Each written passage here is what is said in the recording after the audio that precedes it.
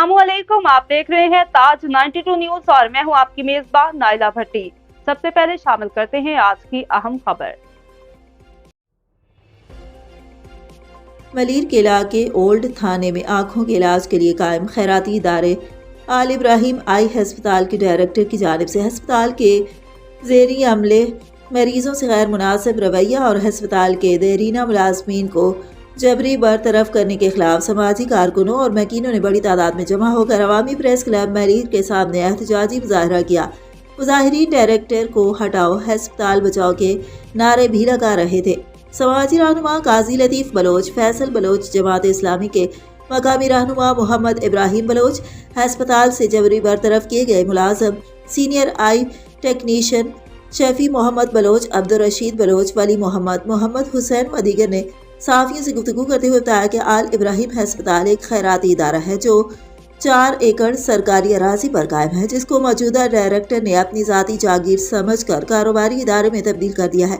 उन्होंने कहा कि डायरेक्टर ने इदारे में पर्ची के सिवा हर काम की कीमत मुकर्रर की है। उन्होंने कहा कि डायरेक्टर के इस रविश के खिलाफ आवाज़ बुलंद करने वाले मकामी मुलाजमीन को मुख्तलिफ बहाने बनाकर जबरी तौर पर बरतरफ किया जा रहा है। इस मौका पर senior I technician Shafi Mohammad Baloch ने बताया कि मैं गुज़िश्ता 25 साल से अल इब्राहिम अस्पताल में मुलाजमत कर रहा था। इदारे की जानिब से बैरून मुल्क भी अपने फ़राइज़ सर अंजाम दे चुका हूँ, लेकिन फ़तह मेमन ने मुझे बिला वजह मुलाजमत से बरतरफ कर दिया है।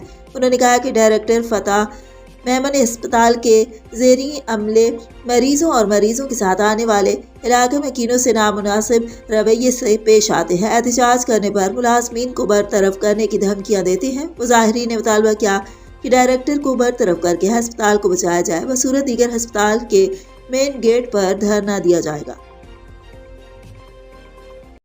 ये सिंध हुकूमत की ये बिल्डिंग है, सिंध हॉस्पिटल है। मसलन ये कि MNA अब्दुल हकीम साहब ने जो है ये हॉस्पिटल अल इब्राहिम आई हॉस्पिटल वालों को दिया है, तो उनके क्या शराइत थे उस वक़्त, ताकि उनसे हमें आगाह की जाए कि शराइत क्या थे। उस वक़्त ये हॉस्पिटल इब्तदा में जो है फ्री हॉस्पिटल था, अल इब्राहिम फ्री हॉस्पिटल थी। बाकायदा उनकी जो है बोर्ड एक लगी हुई थी गेट पर कि अकीन जी मुफ्त अस्पताल। आखिर ये वक्त गुजरता गया और ये फ्री हॉस्पिटल जो है ख़त्म कर दी गई। इसकी वजूहत बताएं, ये MNA अब्दुल हकीम साहब इसकी वजाहत करें। इसके बाद ये है कि डायरेक्टर अब्दुल फत्ताह जो मकामी लोगों की वहाँ जो है तजलील करता है, और जो मसलन एक मीटिंग के दरमियान एक मुलाजिम वो ख़ुद अपने सैलरी के हवाले से बात करते हैं कि यहाँ से मैं 4 लाख सैलरी उठा रहा हूँ, तो 20,000 सैलरी उठाने वाला एक शख्स खड़ा हो जाता है और कहते हैं कि हमारी सैलरी कम क्यों है। इसकी वजाहत की जाए तो अब्दुल फत्ताह मेमन उसी वक्त उसको अस्पताल से खारिज कर देता है और उसकी फेस ID को बंद कर देता है। मसलन हफ्ते के दिन ये मीटिंग हुई, बजाय ये कि शोकास नोटिस उसको दी जाए, शोकास नोटिस भी नहीं दी गई, बल्कि उसको उसी वक्त क्या कर दिया, फारिग कर दिया गया। हफ्ते के दिन मीटिंग हुई, एतवार छुट्टी, उसके बाद पीर के दिन उस बंदे को फारिग कर दिया गया। ये रूल रेगुलेशन के भी बिल्कुल खिलाफ वर्जी है। बाकी ये कि 25 साल से लोग वहाँ मुलाजमत कर रहे हैं, उनकी सैलरी सिर्फ 20 से 25,000 है, ताकि रूल ये है कि उसकी सैलरी क्या 25,000 होनी चाहिए वैसे, मगर 25 साल से मुलाजमत करने वाले लोगों की सैलरी 20-25,000 है। मेहरबानी। Thank U. वञो था असांजी हिकिड़ी UC मेमन मुराद मेमन ॻोठ में हिकिड़ी अस्पताल है अल इब्राहिम हॉस्पिटल अब्दुल फत्ताह मेमन, उहो उनजो रवैयो, उनजो मक़ामी माण्हुनि सां रवैयो ठीकु न आहे। हू मतिलबु रूल ऑफ लॉ खे बिल्कुलु मञे ई नथो, पाकिस्तान जे आइन खे मञे ई नथो। अखियुनि जी मुफ़्त अस्पताल आहे हिते। असांजे ग़रीब हिते मक़ामी माण्हुनि खे सभिनीनि खे ख़बर आहे त हिते ग़रीब माण्हू मक़ामी माण्हू हिन हॉस्पिटल में इलाजु करणु अचनि था, मगर हिन असांजे हिते मक़ामी माण्हुनि जे नुमाइंदनि सां कमिटमेंट कई हुई त हिते इन UC मुराद मेमन जे हॉस्पिटल हिन में जो है न सही कमु नथा कनि ऐं मुलाज़मत सां बि उन्हनि सां सही आहे। हिते हिकिड़ो अब्दुल रशीद सिक्योरिटी गार्ड हो, 7 साल उन कमु कया, उनखे टर्मिनेट कयो, उन बीमारी हालत में इलाजु कराइण वियो हो, उनखे टर्मिनेट कयईं। ऐं हिते एतिरी गुंडागर्दी कई वञे थी कि हिते हिकिड़ो एम्प्लॉई अगरि ॻाल्हाए थो त उनखे एतिरो पाबंदी कि उनखे हॉस्पिटल उनजो अचणु बंदि था कनि, उनजी फैमिली खे मना था कनि। आख़िर छो? कहिड़े पाकिस्तान या कहिड़े आइन में लिखियलु आहे को मरीज़ सां हीअं रवैयो इख्तियार कनि? ऐं हीअ जेकी हॉस्पिटल आहे अल तिबरिया हॉस्पिटल, हिन में बि कल्ह खां 500 रुपया OPD स्लिप बनाए छॾियूं आहे त चऊं आहे त हीअ हॉस्पिटल फ्री हूंदी। हीअ असां पहिरीं आगा खान लियाकत हॉस्पिटल असां ॿुधो हो त ही ख़ैराती हॉस्पिटल वियूं, मगर हुते ग़रीब नथा वञनि, अमीर वञनि था। जो रवैयो तो बेकार है, त हिते इलाही अहिड़ा मरीज़नि ते जेके माण्हू विया आहिनि त माना मरीज़नि सां सुठो रवैयो इख्तियार करे थो ना पेशेंट सां।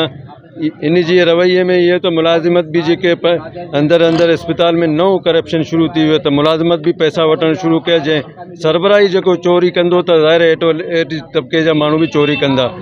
फतेह मेमन पाण जेके माण्हुनि खां पैसा वठंदो आहे, ऐं इन खां अलावा हेठि जा जेके स्टाफ जा माण्हू आहिनि उहे असां उन्हनि सां मुलाक़ात कयो फतेह मेमन सां, त हीउ मामिलो आहे। फतेह मेमन चयो त अव्हांजे इलाइक़े जा माण्हू ईअं कनि पिया, असांजे इलाइक़े जा माण्हू ईअं कीअं कंदा जेकॾहिं तूं पाण उन्हनि खे छवें थो। पाण अहिड़ो कमु करे पियो। जीअं असां वियासीं हुन सां मुलाक़ात करण शफ़ीअ जे हवाले तां, त उहो हथु ॿधी असांखां चयो त असां अव्हां सां हथु ॿधंदो ॻाल्हाईंदुसि कोन। छाजे लाइ ॻाल्हाईंदो कोन? असां त पंहिंजे इलाइक़े जे माण्हू आहियूं, नुमाइंदा आहियूं, पंहिंजे इलाइक़े जे माण्हुनि खां पूछ कुछ कंदासीं। ई वरी असांखे चयो त न बाबा हीअ ॻाल्हि कोन आहे। ॿी त इहा त अलख़िदमत ऐं POB में जेके ऑपरेशनूं थियनि था उहे सस्ते रेट में थींदा। हीअ त लेंस न लॻाईंदो, पूरी अहिड़ा ऑपरेशन कंदो जेको अखि ते चमड़ो थी वेंदो, हुन जा बि त पैसा वठे थो। ऐं जेकी इंजेक्शन सुन करण वारी आहे उहो त ॿियनि जॻहनि ते मुफ़्त में मिले थो, हीअ त हिते जो बि इन जो बि 4000 रुपया वठंदो ऐं नंढे ऑपरेशन जा 65,000 60,000 70,000 रुपया भी वठे थो। माई हॉस्पिटल जेको है बुलंदी तौर बेसिक हेल्थ रूरल सेंटर है, जेको ओल्ड थाणे में कायम कयो ॻोठी ज़मीन ते। इहो इन करे अस्पताल कायम कयो त ॻोठाणनि खे बुनियादी इलाज जूं सहूलियतूं मिली सघनि। पर असांजे नुमाइंदनि इहा जॻह जेका आहे ठहियल बिल्डिंग अल इब्राहिम आई हॉस्पिटल जे हवाले कयो, जिते हाणे मौजूदा जेको डायरेक्टर अब्दुल फत्ताह मेमण आहे उनजी कारकर्दगी तमामु ग़लति आहे, उनजो रवैयो बि ग़लति आहे ऐं उनजो बिल्कुलु तासुब करे थो मक़ामी माण्हुनि सां। मक़ामी माण्हू जेके हुते रोज़गार करे रहिया आहिनि उनखे फारिग कयो थो वञे बहाने सां। ॿियो त ही मुफ़्त अखियुनि जी अस्पताल ॻोठाणे खे चयो त अव्हांखे असां ही इलाज जूं सहूलियतूं फ़राहम कंदासीं, जॾहिं त ही बिल्कुलु मुफ़्त न आहे। हिते ऑपरेशन जा पैसा लॻनि था, लेट्सिस जा पैसा लॻनि था, बिल्कुलु साॻे नमूने सां ही माण्हुनि खे फुरियो थो वञे जीअं को प्राइवेट अस्पताल हुजे। इन करे असां मुतालिबो करियूं था त इन अस्पताल खे डॉक्टर फत्ताह मेमण खां ख़ाली कयो वञे, उनखे फौरन फारिग करे माण्हुनि जी बेचैनी ख़तमु कई वञे। तव्हांजी महिरबानी।